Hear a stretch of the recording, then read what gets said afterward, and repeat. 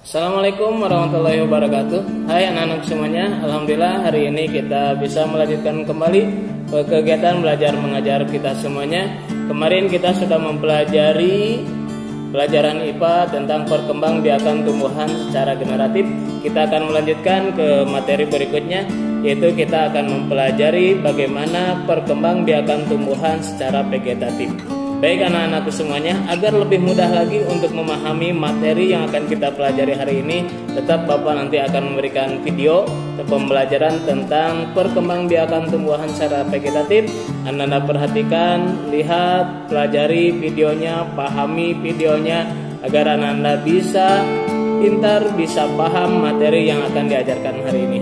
Baik anak-anakku semuanya, ya marilah kita sama-sama menyaksikan, menyimak video pembelajaran tentang perkembangbiakan tumbuhan secara vegetatif. Selamat menyaksikan. Bantuan manusia. Perkembangbiakan tumbuhan secara vegetatif atau tanpa perkawinan.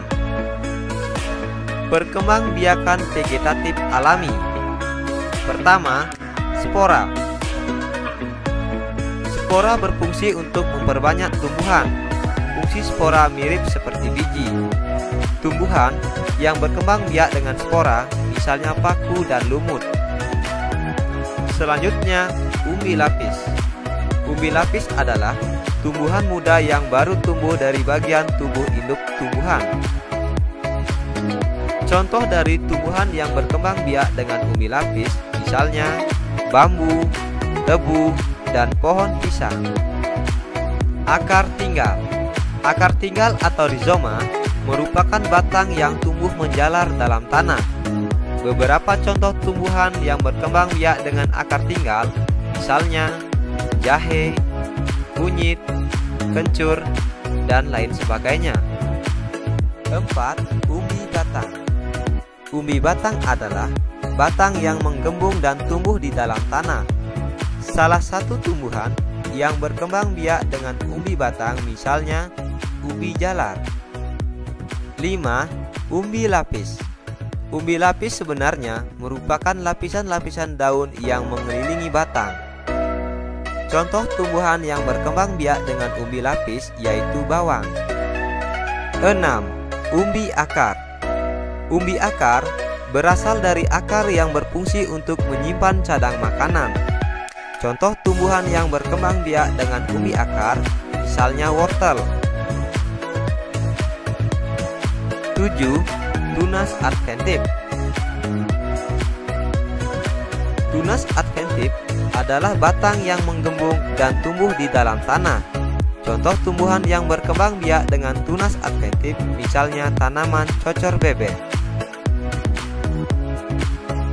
8. Geragih.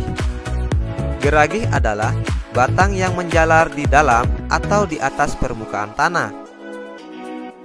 Contoh tumbuhan yang berkembang biak dengan geragih, misalnya stroberi. Perkembangbiakan vegetatif buatan. Perkembangbiakan vegetatif buatan biasanya dilakukan oleh manusia. Contoh perkembangbiakan vegetatif buatan, misalnya pertama, mencangkok. Ada beberapa tahapan di dalam mencangkok. Pertama, dahan dikupas sampai terlihat bagian putihnya. Kedua, dahan yang bersih ditutup dengan tanah humus. Ketiga, dahan dibungkus dengan plastik dan diberi lubang-lubang kecil. Keempat, setelah beberapa hari, akar akan muncul di dahan yang ditutup plastik tersebut. Kelima, dahan dipotong dan dipindahkan ke pot atau di tanah. Mencangkok memiliki beberapa kelebihan. Pertama, berbuah lebih cepat dibandingkan jika ditanam dari biji. Kedua, memiliki sifat yang sama dengan induknya. Akan tetapi, mencangkok juga memiliki beberapa kekurangan. Pertama, akar tanaman kurang kuat. Kedua, umur tanaman lebih pendek. 2. Setek. Syarat utama tumbuhan yang dapat disetek adalah masih memiliki mata tunas dari bagian tumbuhan. Beberapa tahapan dalam setek. Pertama, dahan dipotong dan dipindahkan ke pot atau di tanah. Kedua, tanam hasil potongan tersebut di tanah yang subur. Ketiga, akar akan muncul dari batang dan tumbuh menjadi tumbuhan baru. Menyambung. Tujuan perkembangbiakan tumbuhan secara menyambung adalah untuk menggabungkan sifat-sifat unggul dari dua tanaman sehingga diperoleh tanaman yang memiliki sifat-sifat unggul. Beberapa langkah dalam menyambung. Pertama, sambungkan kedua batang tanaman, lalu ikatlah dengan plastik. Kedua, potonglah batang tanaman berbentuk huruf V untuk batang bawah. Kemudian, potonglah batang tanaman berbentuk huruf V terbalik untuk batang atas. Okulasi. Tujuan dari okulasi yaitu untuk memperoleh tanaman yang memiliki sifat unggul, gabungan dari dua sifat tanaman yang baik. Okulasi memiliki beberapa langkah-langkah. Pertama, iris kulit batang induk. Kedua, iris kulit tanaman yang memiliki tunas selebar irisan pada tanaman induk, lalu tempelkan pada tanaman induk. Ketiga, ikatkan bagian atas dan bawah tunas dengan plastik. Tunas yang ditempel akan tumbuh. 5. Perkembangbiakan tumbuhan dengan cara merunduk, yaitu dilakukan dengan merundukkan atau membenamkan bagian batang suatu tumbuhan di dalam tanah. Cara ini hampir sama dengan perkembangbiakan tumbuhan secara geragih. Salah satu jenis tanamannya misalnya stroberi. Ada syarat utama yang harus dimiliki dalam melakukan perkembangbiakan dengan merunduk, yaitu masih memiliki batang. Nah, bagaimana anak-anakku semuanya? Udah menyaksikan materi tentang perkembangbiakan secara vegetatif.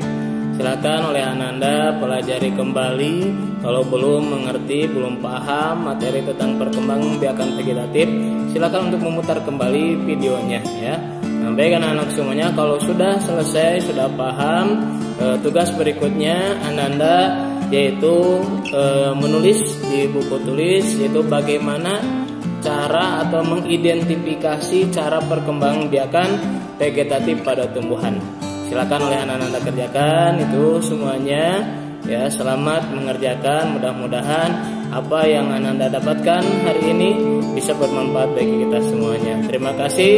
Assalamualaikum warahmatullahi wabarakatuh.